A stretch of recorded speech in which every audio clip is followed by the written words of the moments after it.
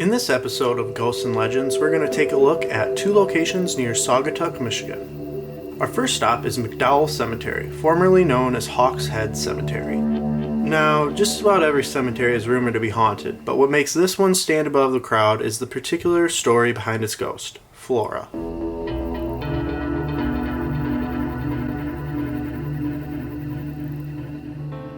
Back in the 1920s and 30s, much of Michigan was still remote, which made it an ideal location for the gangsters of Chicago to hide out when things got heated, in particular the Purple Gang and their leader, Al Capone. All over West Michigan, there are houses rumored to be used as hideouts for Capone. In fact, in a future episode, we'll be taking a look at one ourselves. And before you ask, no, the cemetery was not one of his hideouts. What ties Mcdowell Cemetery to Al Capone is that it is rumored to be the final resting place of his mistress, known simply as Flora, and according to visitors of the cemetery, she's still very much around.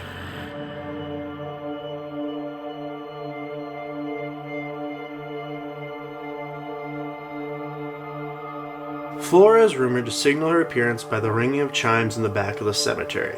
Then you will see an apparition of a woman in a white gown. Or you could see a red light floating about. We didn't see any of these. The only thing we saw was bugs, hundreds of them, all coming right for the light that I needed for my camera.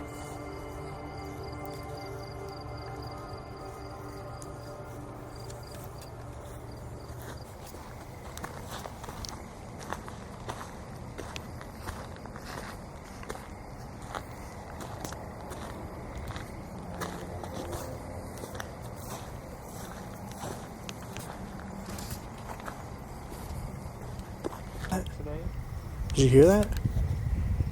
It sounded like it was like on the other side of this bush. It's probably just an animal, but...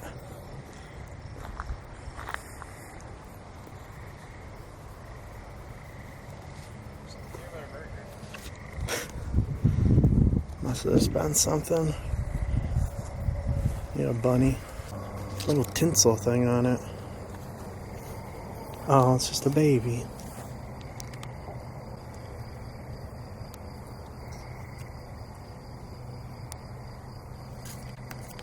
I don't know, this one doesn't even really feel haunted. Like it just doesn't, it feels like we could be walking a field really, is what the feeling is. Making a loop, we headed on for the main stop, a place with a very eclectic history, and not all of it good. In 1919, several hundred acres of waterfront land were purchased by Dor Eugene Felt, a wealthy inventor of the comptometer, basically an early calculator. In 1925, he began constructing what became known as Felt Manor, 12,000 plus square foot mansion. However, they were never able to enjoy their new home.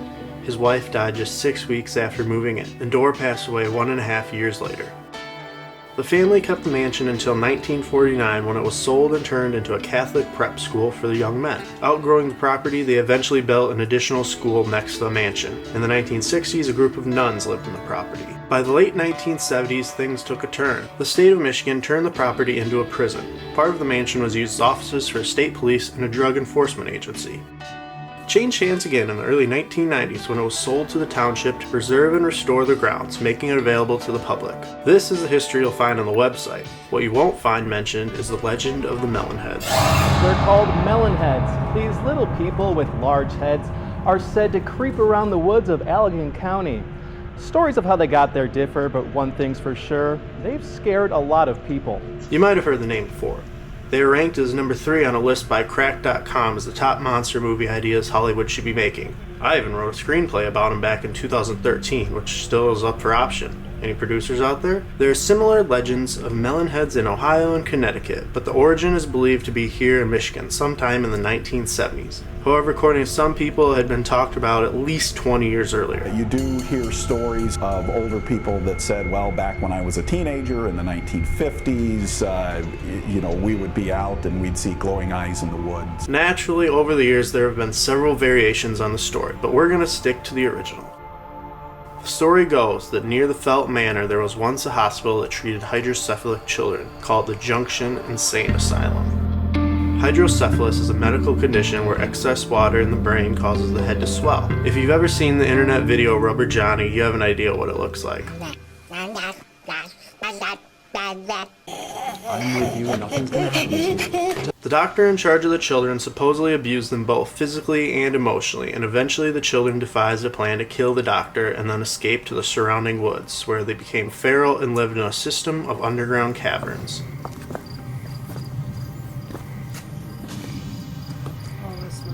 The only time they come out is when they need to feed, because naturally they became cannibals. Felt Manor has been completely restored, and the former jail, which is also said to be the hospital, has been demolished completely. But even just a few years ago when I first visited, there were still ruins scattered about in the woods nearby.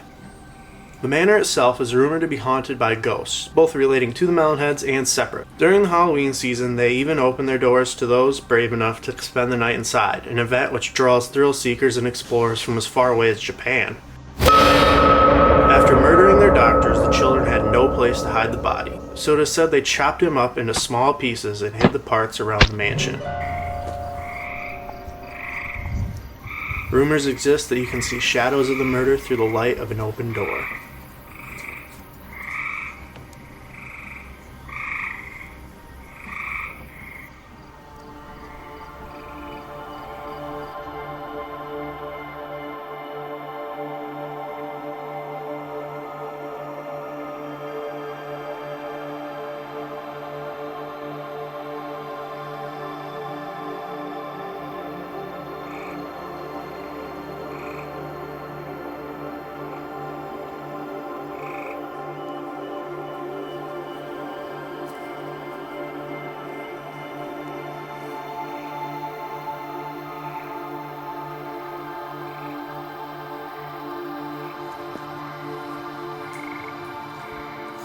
This building here is one of the ones that was simply a ruin of the foundation when the last time I was here.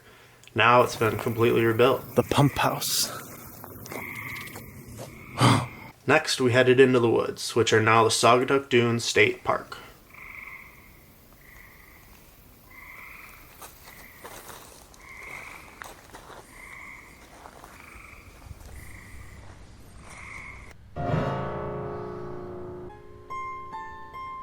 One of the things teenagers over the years would do is drive along the road leading to the park and mansion. Turning off and on your headlights, you might just see a flash of one of the Melonheads.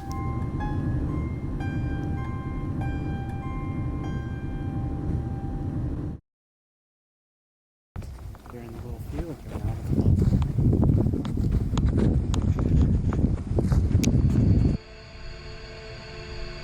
We decided if our search was going to be at all fruitful, we better head off the main trails. Over the river into the woods.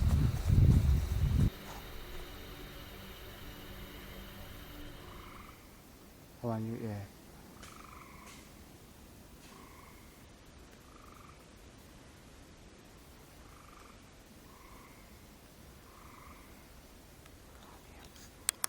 Is there something in the office? It's night in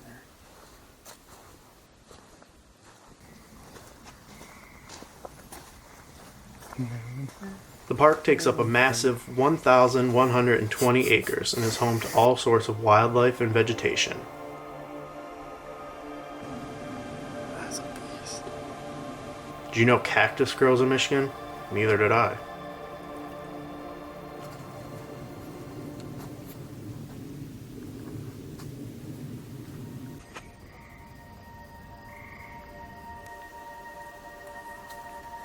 We walked around the woods for nearly 2 hours with nothing notable happening. Tired and hungry, we made our way back to the car. Were we just unable to find any evidence? Perhaps, but there's a little tidbit of history that might just explain things. Remember when Felt Manor became a seminary in the 1950s? The locals in the area weren't the biggest fans of the students, who they thought of as being big-headed brainiacs, or Melonheads as they referred to them.